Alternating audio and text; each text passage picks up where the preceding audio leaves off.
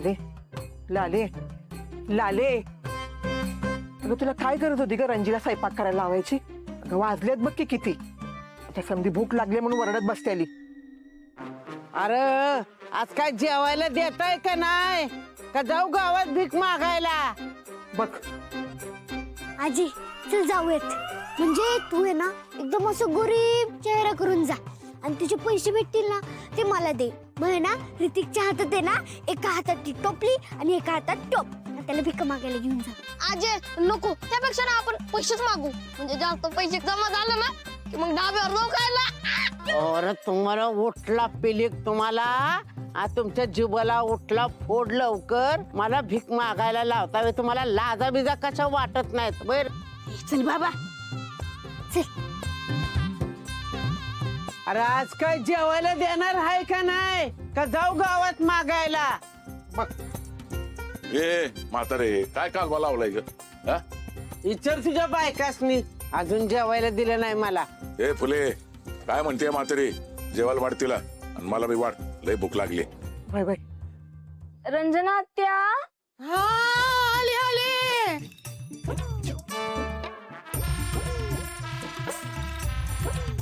आजी या बसा. सोड. सुद्धा बघ जेवायला बस.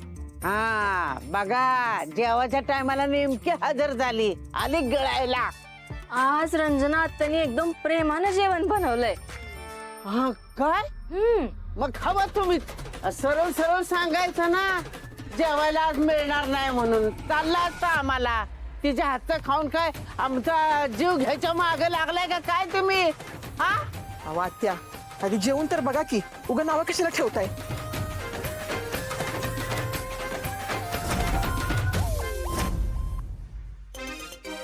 करा सुरू रे.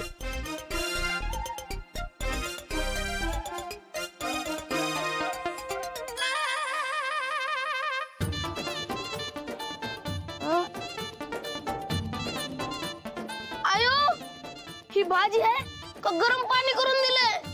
ही भाकरी तोडायला तर गोपादाच्या दुकानामधली कात्री लागणार आहे. हा चवना धोन पोटभर जेव. काय जेवण आहे वय ही? काय का आत्या, आता एवढं प्रेमानं केलंय तरी तुम्ही मलाच बोला. लय प्रेम होतो गेलंय तुझं. म्हशीला ते पेंट टाकतात ना, ती सुद्धा बरी असती. अरे एक तुकडा घरच्या खाली जाईना. लालीची दुकान बंद करून आतमध्ये काय करताय तुम्ही? अहो ही लक्ष्मी माझी, ह्याच्यावर कशाला बसता? उठा बरं. Sorry so.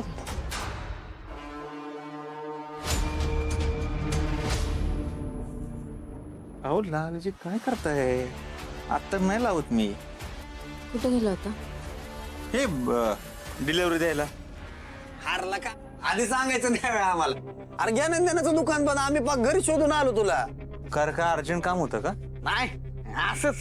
अरे असंच मग थोडा वेळ वाट बघायची माझी. हो, दुकानात कुणाला तरी बसवून जायचं ना, आणि घरी येऊन जेवून मग जायचं डिलिव्हरी द्यायला. नाही तुमचं बरोबर आहे, पण अर्जंट डिलिव्हरी होती. लय दिवस झालं काम पेंडिंग होतं.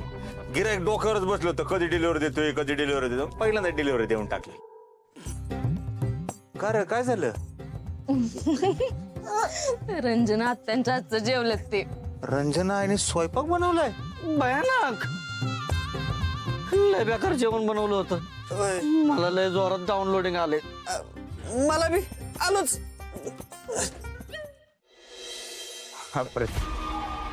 हो, तुम्हाला आवडतं का आर्याताईंच्या घरचं तूप? का हो? असं काय विचारताय? नाही, मी ते तूप घेऊन आले होते म्हणून विचारलं. मी त्यांच्या घरी गेले होते ना, तर त्यांच्याकडनं अख्ख्या खोलीभर तूप सांडलं होतं. काय सांगताय? हा, खोलीभर नुसता तुपाचा वास. त्याच तुपात घसरून त्या पडल्या होत्या. त्यांची कापड पण तुपात भिजली होती. अहो, अरे बापरे, लय नुकसान झाले की त्यांचं. डायरी द्या होती.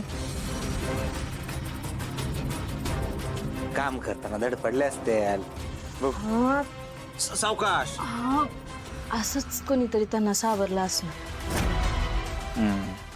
मला संशय आहे. कसला? आर्याताईंच्या घरात त्या एकट्या नव्हत्या, कुणीतरी होतं त्यांच्या सोबत.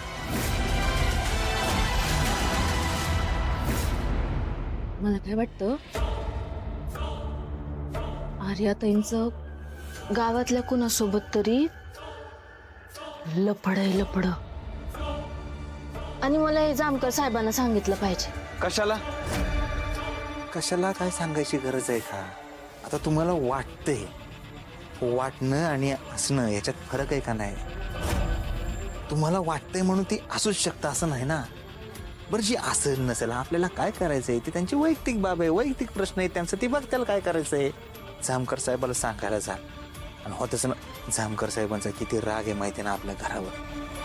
बरं तसं काही नसेल, रागाच्या भरात त्याने आपल्यावर संशय घेतला, उगाच कशात तरी अडकवलं म्हणजे काय करता.